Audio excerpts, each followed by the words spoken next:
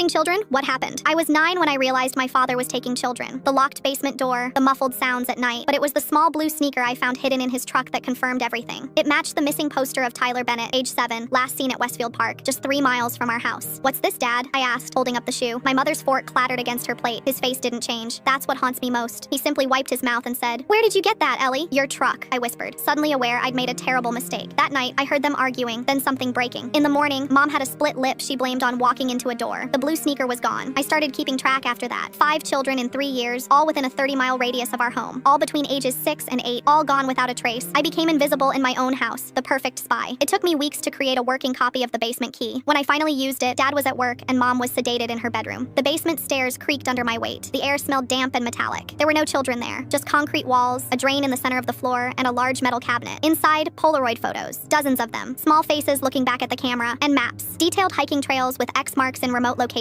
I was carefully replacing everything when I heard his truck in the driveway. He wasn't supposed to be home for hours. The next morning, he announced we were going camping, just the 2 of us. Mom wouldn't meet my eyes. I knew what this meant. I'd become a liability. I stole Mom's cell phone and hid it in my sock. I also took a kitchen knife, wrapped in a t-shirt in my backpack. We drove for hours, deep into the national forest. No other cars passed us. He hummed along to the radio like this was normal, like he wasn't planning to make me disappear. As dusk fell, he built a fire. "Beautiful out here, isn't it?" he said. "No one around for miles." "Why did you do it, Dad?" The question escaped before I could stop it. He didn't pretend not to understand. "Some people are born different, Ellie. With needs others can't understand." "Are you going to unalive me too?" My voice was steady despite the terror. He looked shocked. "Unalive you? You're my daughter." He reached across and took my hand. "I brought you here to explain. You're old enough now." That's when I realized something worse than death awaited me. He wanted an apprentice. "I need to use the bathroom," I said, standing. I walked just far enough into the trees, pulled out the phone, and dialed 911. The call failed. No service. On the 3rd try, it connected, but the signal was weak. "911, what's your emergency?" "My name is Ellie Chambers. My father is Richard Chambers. He's taken at least 5 children. He's unalived them. We're in the national forest. I don't know exactly where." "Ellie?" My father's voice called. "Everything okay?" The call dropped. I deleted it from the call history and returned to the fire. That night, when his breathing deepened into sleep, I slipped out of the tent. I ran until his flashlight beam caught me. "Ellie!" His voice echoed through the trees. "I'm not angry. Come back." I ran faster, then fell hard. The phone shattered against a rock. "I know you called someone," he said, voice eerily calm. "Did the call go through?" I held my breath, gripping the knife. "5 minutes, Ellie. Then I'm coming to find you." As his footsteps faded, I heard helicopter blades and sirens getting closer. I crawled out from my hiding place, waving frantically as a searchlight swept over the trees. The helicopter's beam found me. I collapsed, forming my body into a giant X, visible from the air. My mother claimed she never knew. I'm with my grandmother in another state now. Sometimes I still wake up thinking I hear the basement door unlocking. On those nights, I remind myself, he's never getting out of prison. And I'm not that frightened little girl anymore.